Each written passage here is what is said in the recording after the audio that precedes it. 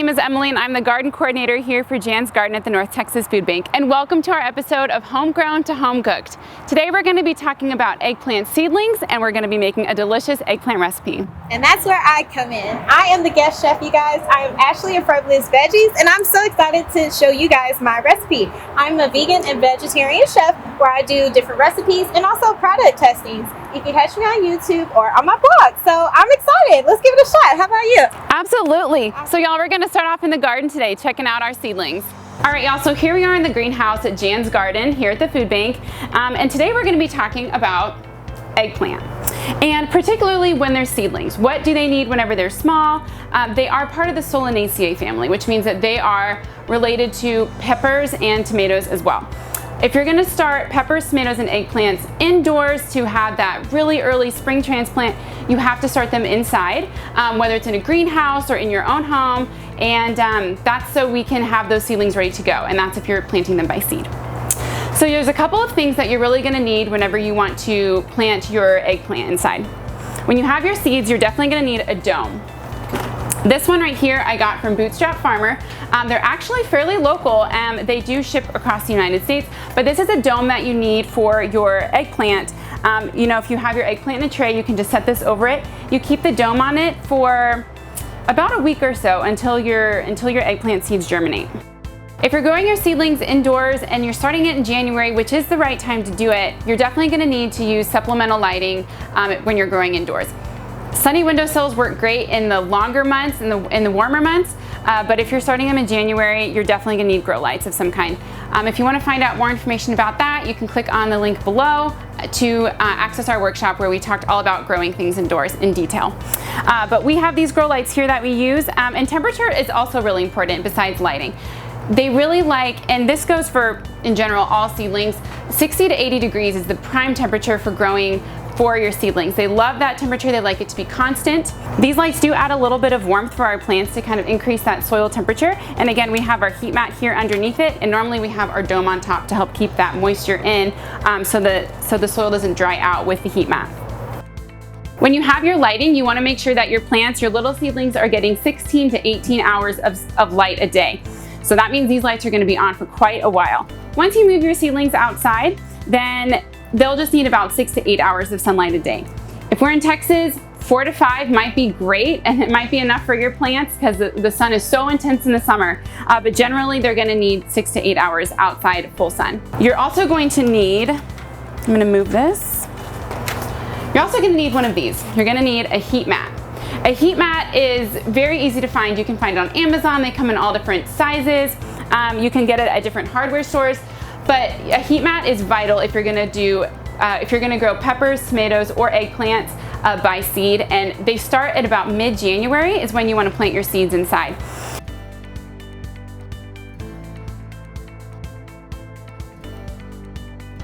Okay, so something that I want to talk to you about are the different types of leaves that you'll see on your eggplant. Now, these right here, all these dark green ones, these are called true leaves, and they are actually part of the plant. These right here, these little ones at the bottom that are now turning yellow, these are called cotyledons. Cotyledons are actually part of the seed. They're full of nutrients that the seed really needs to jumpstart growing true leaves and starting that germination process. So as you can see, these right here are yellow. And this one right here, this plant's even lost one cotyledon already. That is normal and that's going to happen. Whenever these cotyledons use up all the nutrients, they're gonna fall off and they're gonna turn yellow and then fall off. And that's when you know that your plant is really ready to start forming its own new leaves and continuing to grow bigger to transplant into your garden. Okay, so you can see here we have an eggplant seedling and the seed is still on it.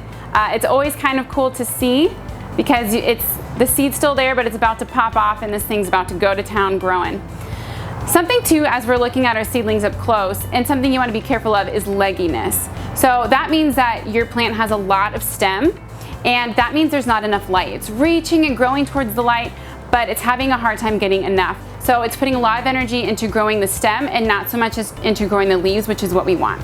So just be mindful of that. If that happens to you, then you can just move your grow lights closer to the plant, and that should solve your problem.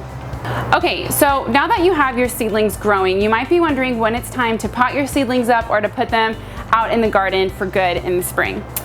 So I'm actually growing my seedlings in about, I think the pot's like 2.5 inches. You can start your seedlings in a smaller pot if you'd like to. You'll just have to pot them up more, which means you're just growing in pot size for your little seedlings. The biggest that you'll want it to be before transplanting it is probably about in a 4-inch pot. Once it's in a 4-inch pot, you're gonna want to definitely put it out in the garden. Okay, so I have my seedling here, and you can see the roots growing around the in the soil. And that's kind of when you know, okay, it's probably time for me. I'm not gonna pot it up again, so it's about time for me to plant it in the garden. Which right now, the best planting time for eggplant is gonna be about mid-April to June, and we're about to hit that mark. So these are gonna be ready to go in just a few weeks, but you can see here that we have a lot of roots forming. That's one way to know that they either need to be potted up if you're gonna do that, or transplanted to the garden. The other way to know is if it's already growing a couple of inches, and you can tell if it's starting to outgrow its pot. If it's getting to be a couple of inches tall, you know, okay, it's about time to transplant it to the garden. If there's also a couple of different sets of true leaves, which again are these dark green ones, the cotyledons are off of this one, that's when you know too, if there's at least 2 sets of true leaves, that it's ready to be transplanted into your garden at that time. By the time there's 2 sets of true leaves, it's probably best to leave it in the pot it's in and go directly into the garden. The size of this eggplant seedling is about the time when to start fertilizing as well, and you definitely can start before this time. You do not want to fertilize your seedlings while you can still see cotyledons, because again, that has all the nutrients that it needs. But once those cotyledons fall off and the true leaves start to form, that's when you want to start fertilizing. One of my favorite go-tos is liquid seaweed. If you've watched these videos before, you've heard me mention it. Definitely love liquid seaweed. You just easily mix it with water, put it in a spray bottle, and you can spray. It's a foliar spray, so you spray it onto the leaves. Liquid seaweed is filled with a lot of great nutrients that your plants need, and it's all organic. When it's time to start fertilizing your seedlings, it's best to dilute the solution more than it says on the fertilizer bottle.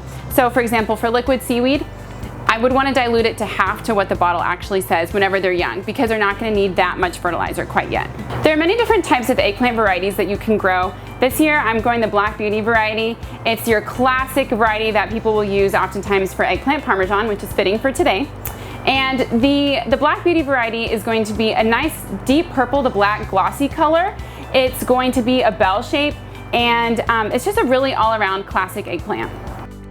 There are, like I said, many varieties that you can choose from. There's a lot of different colors, different shapes that you can grow. A lot of them are used for different cuisines as well. But like I said, eggplant parmesan is Black Beauty eggplant is great for that. All eggplant, whenever you grow them and you put them in your garden, they're gonna want, you know, your regular watering. Make sure it's moist, not wet. The Black Beauty variety is going to be ready to be harvested in about 65 to 80 days. Eggplant do really well growing in pots. I would say 1 plant per pot is best, and you want your pot to be at least 1 foot wide and 1 foot deep. They grow really well. You can use 5-gallon buckets, you can use grow bags, you can use a terracotta pot, whatever works for you and whatever you have. Eggplant will do really well in pots. Okay, so we have our seedlings here in our pots. We need to acclimate them to the outdoors temperatures, because we have been growing these in a controlled environment, controlled lighting, temperature, water, everything has been controlled, and now they're about to go outside. Plants can experience something called transplant shock whenever they go from a controlled environment to outdoors. This happens because they're in a controlled environment and then they're outdoors and there's no control over the weather or the fluctuating temperatures. So our little plants here are the pride and joy that we've been growing for months. All of our hard work can die very quickly if we don't acclimate our plants. And that process to acclimate our plants is called hardening off. Now to do that, what we do is we take our little seedlings and we put them in a partially shaded area for about 4 to 6 hours a day for 1 to 2 weeks. You can start to prolong that time as you get closer to that 2-week mark, but you're gonna need a little bit of protection out there as you start to harden them off. Again, this is a 1 to 2 week process. Like under a tree, for example, is a really great place to put your little seedlings. Do definitely bring them inside if weather gets severe or if it gets very windy. Maybe if there's a storm, bring them inside, and definitely bring them inside at night. We don't want critters eating the hard work that you've been working on for months.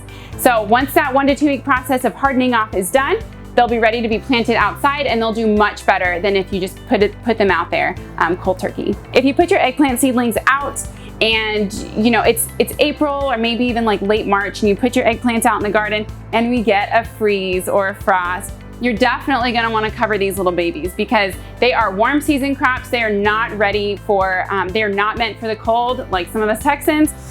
So you can just use your frost cloth and bamboo to cover that easily, but definitely you're gonna wanna cover your eggplants so they don't get damaged.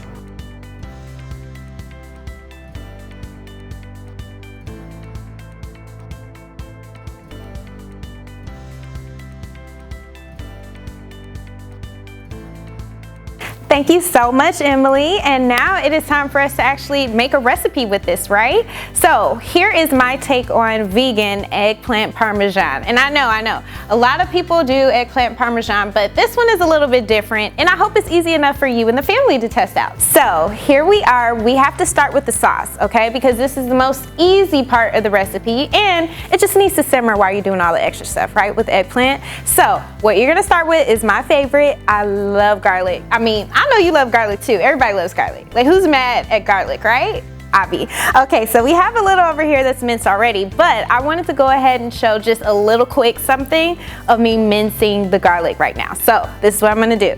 We have a lovely large piece of garlic here, and I'm just gonna mince it. Use a sharp knife, be careful, okay? You don't wanna have any injuries. Go ahead and just do it across this way. You see how the slices are really thin? And then you're just gonna bring it back across. And you're gonna do that 50 million times until it's minced, okay? Here it is. And you can show off to people that you know how to mince garlic really good. And if you're really fancy, you can mash it and make it even more like a paste, but we won't do that today. We won't do that today.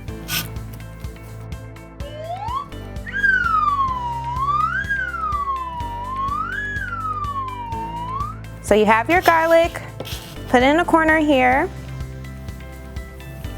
And then we're gonna go for the olive oil. So go ahead and grab you some olive oil. We're gonna turn that pot on low. We don't need it to be too much, okay? This is just a low simmer. We're about a tablespoon of it. And we're using, calavita. I know, I am that person. You'll start to see that I love to sing things and talk things fancy. It's just what I do, it's what I do. So you have the extra virgin olive oil. Got that going. If you see a little steam, that's okay. Just take it off of the burner. I probably had the pot a little too hot. So the point is just to heat up the olive oil, and then you're gonna add in the garlic. Look at that sizzle. That's how you know it's gonna be good. Only do it for about 30 seconds.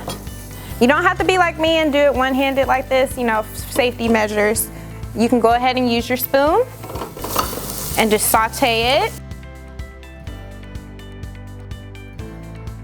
See, it didn't take long. It's already kind of browning. And then you're gonna grab your sauce. Nice tomato basil sauce. Take that spoon out, and we're just gonna pour it on in. There we go. And add all of your seasonings. So you'll see the seasonings for the recipe. We'll do about a tablespoon of everything, minus, of course, the salt and peppers for your taste, okay? And yes, I'm a girl who loves sweet, so we're gonna have brown sugar in here too. There we go. So we have the Italian seasoning blend. Do a tablespoon. Look at that, it looks better already. It looks professional. It looks like you know what you're doing. Have a little onion powder. And yes, we are putting garlic powder. Yes, we have real garlic, but it doesn't hurt to have a little bit of powder. It's something about that seasoning. Salt to taste. And black pepper to taste. Stir this in first. I'll blend it in. You even see the garlic chunks in there too. And then here's that brown sugar. Like I said, it's just a little, but I promise you, that little goes a long way to take it to the next level. And we're gonna just cover it, and you simmer it on low until you're ready to ladle at the end over your eggplant. All right, so here's that eggplant we were talking about. Regular purple eggplant, but you wanna make sure you have a nice size to it because of course you're feeding your family. So you wanna make sure to do that. Make sure to wash it, of course. You already know how you gotta do with the veggies. Make sure it's nice and clean, pat it dry, and then we can start cutting. So that's the process I'm gonna show you right now, okay? So you don't want to keep this piece on there, of course, it's just the end. So we're gonna go ahead and chop that off, and this end piece there, we don't want to eat that. That doesn't taste good. So we'll go ahead, do a nice little chop here, flip it. You can do the rock method of cutting. I mean, I used to do that in culinary. I've gotten lazy. Don't judge my cutting skills and knife skills, but here we are. And you're gonna wanna do about a 1/2 inch or more for this, because you wanna do a nice coin size. So this is what it looks like on the inside. There we go, and there's the little coin slice. So we're just gonna do a series of coins, and that'll make up what you need for your eggplant parmesan.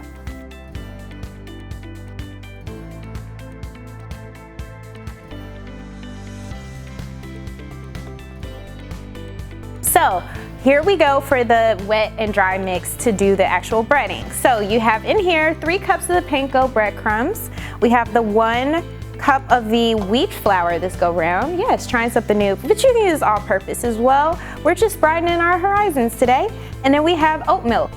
So I wanted to give a quick tip about oat milks. A lot of people ask me questions about oat milk versus almond milk, and I will say that oat milk is more creamier. It gives you more of that mimicking body with milk. Obviously it's not real milk, but it gives you more of that creamy of what you're looking for versus the almond milk in my preference. It's a little bit more watery.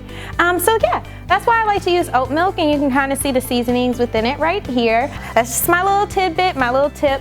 Now back to the breading of everything. We're just gonna add the seasonings. You need to season everything, okay? Everything needs to have the seasoning. So we're gonna make sure to have salt to taste. That is a theme. It's to taste, it's to your taste. Then we have the black pepper. We're gonna do a little bit more weighted out here. We're doing a 1/2 teaspoon. I know this is a tablespoon, but I know what I'm doing. Go, and of course in the wet mix. This way you have each little seasoned bit when you take a bite. We have garlic powder. We're gonna do 2 tablespoons of the garlic powder and onion powder in the panko, okay? We just have way more panko, and you'll see in a minute, it's because it cakes on really good when you season the eggplant and dip it in everything.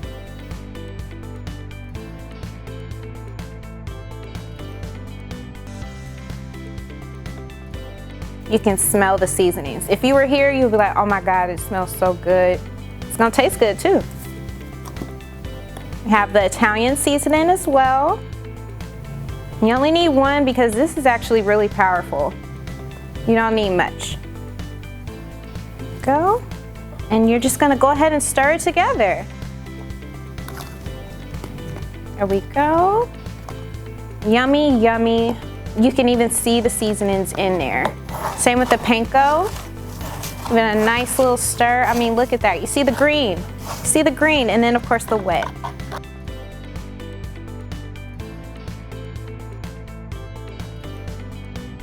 So you're gonna take your eggplant, you're gonna dip it in the wet wash. Keep 1 hand free, because that's what's gonna dip in the dry, okay? So you dip it, look at that, the seasoning's already on it. Dip it into the flour. That's what this lovely hand is for. Kind of shake off any excess, dip it right on in. Yes, it gets a bath twice. And then you put it right into the panko breadcrumbs. Cover it up, kind of pat it on there. Even make sure the sides got a little love too. And here's what it looks like. And you just sit it aside until you finish all of them. So we're gonna just see that sequence going this way, and then we'll get ready to fry.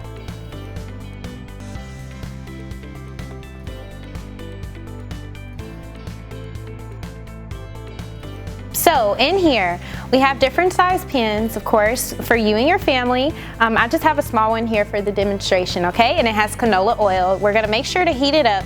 At home, you can do medium. Here, we sped it up a little bit. It's on high. Don't worry about that. That's just for this purpose here.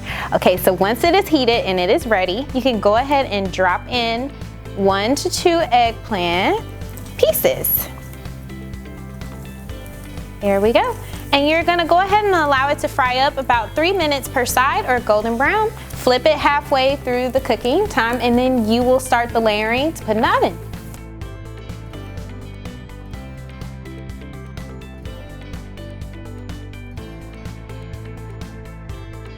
So it's layering time, you guys. So you have your tomato basil sauce or any of your pasta sauces that you like with the garlic. We'll put it at the bottom because you're gonna bake it in the oven for just about 10 to 15 minutes, covered with foil. We'll have, of course, the temperature there. I did 350, but you might want to put it at 400 just so the cheese can melt a little bit better. But at the bottom layer, you put the tomato sauce, that's so it doesn't burn, okay? You have to have it in something so it doesn't burn. So you have that at the bottom, and then you just layer on the bigger chunks of the eggplant so it can kind of sit at the bottom. Kind of like lasagna, but eggplant. Okay, then we put more sauce on top. Just do it kind of across the top like that. We don't want to drench it in there, okay? We don't want soggy eggplant. We just want it enough just to get the tomato taste to it and to help the cheese to melt. And then we have vegan cheese here. We are going to be using filled roast. I also like Good Planet. They're a good company as well, where the cheese like gets nice gooey, it tastes good. I mean, look at this one though. Like, what? This is mozzarella vegan cheese. Okay, and then we add on our last top layer of eggplant. Here we go. Here we go. Last little bit of sauce. And of course, you gotta put more cheese on there. Here we go. A little sauce and a little bit more vegan cheese.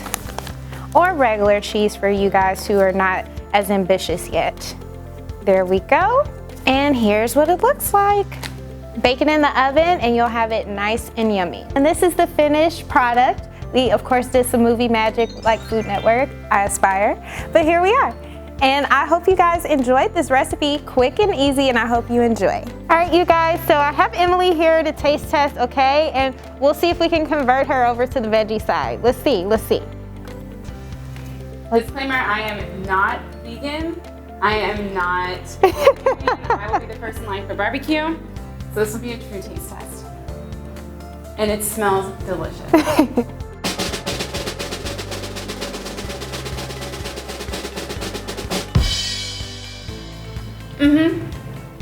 Are we getting it? That's a win. 100% a win.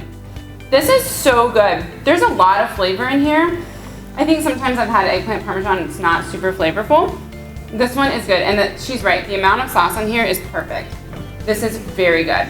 The crispy outside, even the vegan cheese is good. Thumbs up. That was what I was really looking for, is the vegan cheese point.